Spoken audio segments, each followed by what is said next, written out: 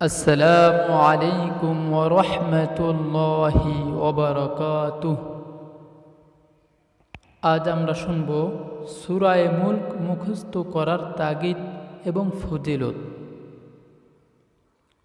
রাসূলুল্লাহ সাল্লাল্লাহু আলাইহি ওয়াসাল্লাম আফসোস করে বলতেন, হায় আমার প্রত্যেকটি উম্মতের সিনায় যদি সূরা মুলক থাকতো, হায় আমার প্রত্যেকটি উম্মতের সিনায় যদি সূরা মুলক থাকতো কতই না ভালো হতো।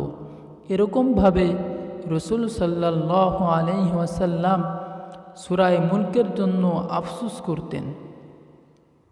ইবনে মাসউদ রাদিয়াল্লাহু তাআলা আনহু থেকে বর্ণিত, তিনি বলেন, সূরা মুলক কবরের আযাব থেকে রক্ষা করে এইভাবে যে কবরস্থ ব্যক্তির কাছে মাথার দিক থেকে আযাব আসলে মাথা বলে, আমার দিক দিয়ে আযাব আসার কোনো সুযোগ নেই, কেননা সে সূরা মুলক মাথার ভিতরে রেখেছে।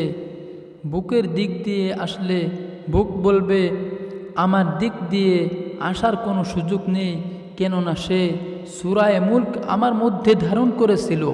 পায়ের দিক দিয়ে আসলে পা বলবে, আমার দিক দিয়ে আসার কোনো রাস্তা নেই, কেননা সে আমার উপর ভর করে সূরা মুলক তেলাওয়াত করত।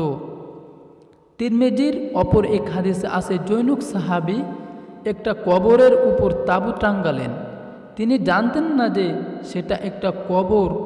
হঠাৎ তিনি দেখলেন একজন লোক সূরা মুলক পাঠ করছে, এমনকি সূরা শেষ পর্যন্ত পাঠ করল।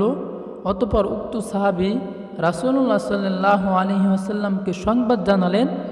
হুজুর সাল্লাল্লাহু আলাইহি ওয়াসাল্লাম বললেন, এ সূরা হচ্ছে কবরের আযাব হতে বাধা দানকারী এবং মুক্তি দানকারী, যা তার তেলাওয়াতকারীকে আল্লাহর আযাব হইতে মুক্তি দিয়ে থাকেন।